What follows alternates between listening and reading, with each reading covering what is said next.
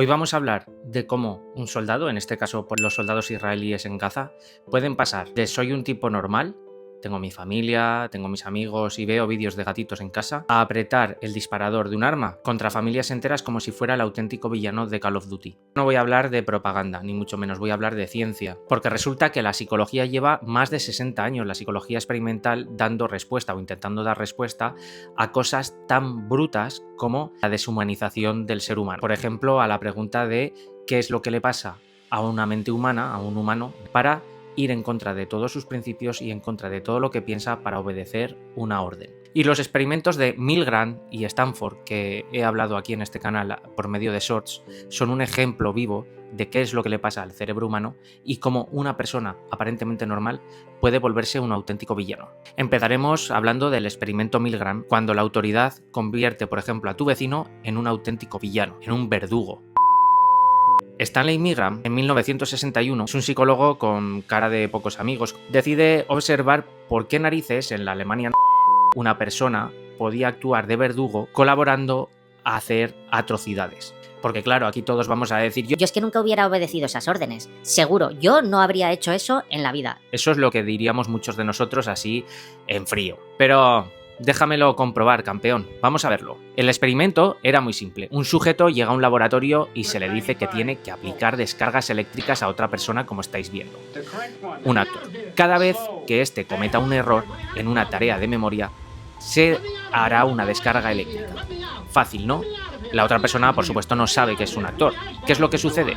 Bueno, pues aquí viene lo importante. El actor grita, suplica, llora, como estáis viendo, y la mayoría de los participantes siguen dándole más y más y más descargas eléctricas, aunque sepan que podrían llegar a matarlo. Entonces llegan a niveles potencialmente letales porque el científico de bata blanca les dice: continúa el experimento.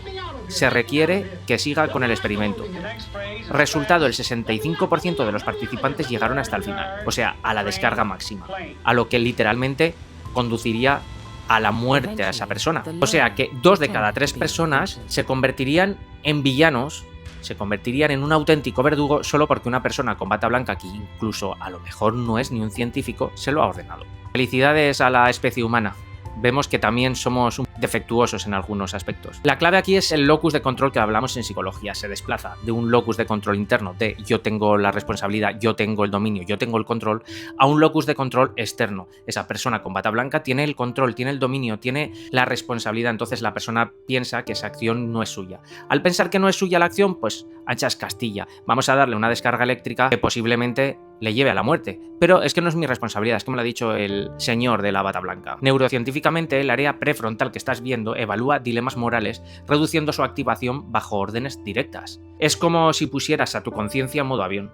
Pues bueno, pues vale, pues me la ha mandado, pues lo hago. Ahora pensamos en Gaza. Todo esto que estamos viendo es brutal, ¿vale? Pero un soldado israelí recibe la orden de disparar, bombardear o entrar en un barrio donde sabe que hay civiles.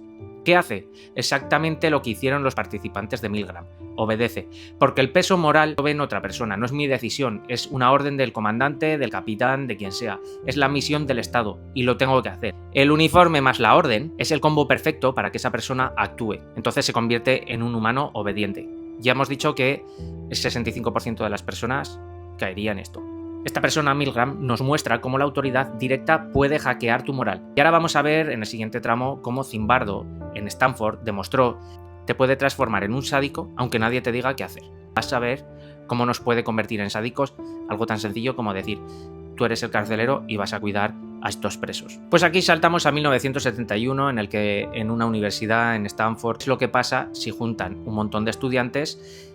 Unos harían de presos y otros harían de carceleros. Entonces básicamente han hecho 2 grupos, carcelero y prisionero. Y se convirtió en el peor campamento universitario de toda la historia de la humanidad. El resultado fue un desastre, aunque sería épico incluso para una serie de Netflix. Los chicos que hacían de carceleros pues actuaban como si fueran mini dictadores en potencia. Y esto fue en cuestión de horas. Se volvieron sádicos, humillaban a las personas, les obligaban a hacer flexiones, los despersonalizaban. Y todo esto sin ninguna orden explícita, como anteriormente veíamos que había una orden explícita. O sea, simplemente por esa pura dinámica de roles, ¿vale? De ejercer un rol de carcelero y ese contexto donde ejercieron como si fuera una cárcel real y encima en un sótano, Esto iba a ser para más tiempo, pero en 6 días tuvieron que cancelar por completo este experimento, porque los niveles de abuso seguían creciendo y creciendo y ya eran demasiados. Y la clave aquí está en el proceso de desindividualización. Cuando tú estás asumiendo un rol, en este caso carcelero, que también puede ser en el caso de los israelitas el soldado, tu identidad personal se diluye en la del grupo y en las normas implícitas.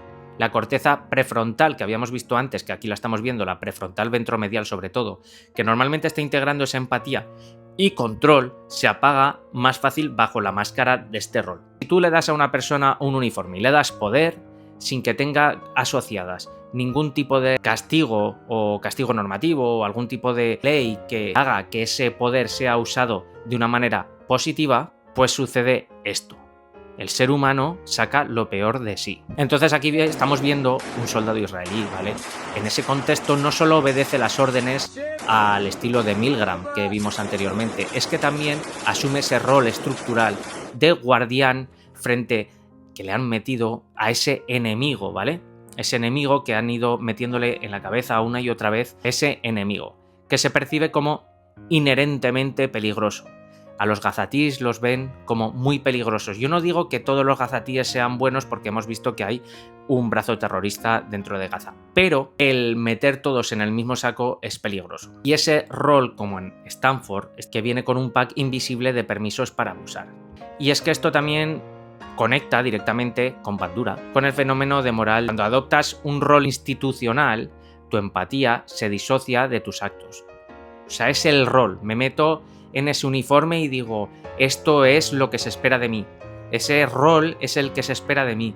Esto, en esta guerra, es lo que se espera de mí. Entonces, aún se hacen más duros, más combativos y más peligrosos. O sea, nosotros adquirimos roles diferentes en el lugar donde nos despleguemos. O sea, tú no eres la misma persona en tu trabajo que en casa. En tu trabajo tienes unos roles y en casa tienes otros roles. Y al final intentamos etiquetarnos y ser afín al rol que nos hemos hecho merecedores de ello. Si en Stanford la clave fue el rol social y en Milgram, como vimos, la autoridad en Gaza, hay otro ingrediente que acelera esto, es la deshumanización del enemigo.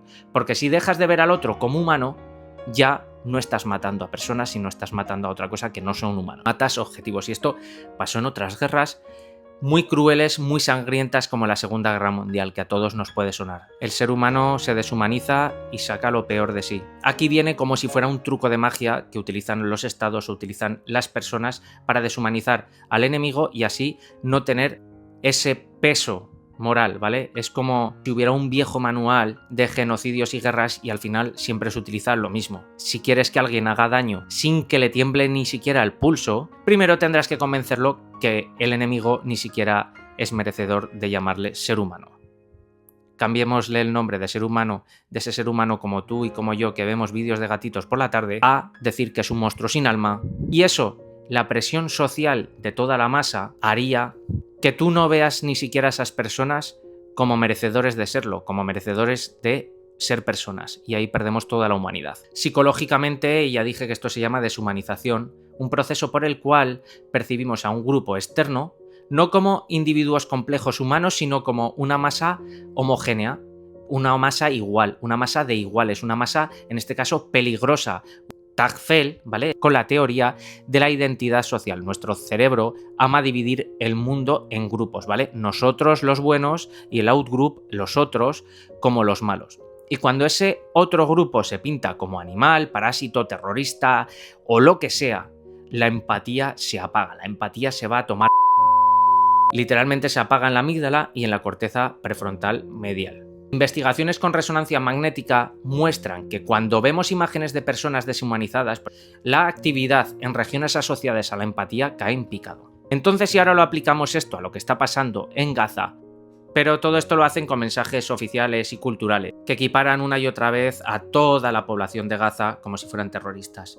Y desde luego que cometieron una atrocidad en aquel festival de música, pero decir que todo territorio son terroristas, hay una amenaza existencial, esa horda enemiga. Cuando el cerebro procesa así al otro, no estarás disparando a un padre con hijos, estarías disparando a un enemigo abstracto. Y para ti ese enemigo ni tiene nombre ni tiene historia, solo lo has etiquetado como terroristas, entonces te da igual. Entonces tu conciencia dice, pues adiós. Tu cerebro no dice, voy a apagar la empatía, tu cerebro simplemente reorganiza la narrativa para que puedas dormir por la noche, porque es que si no, no podrías dormir por la noche. ¿Tú crees que algunos de esos soldados podrían dormir por la noche? Pues ya te lo digo, no.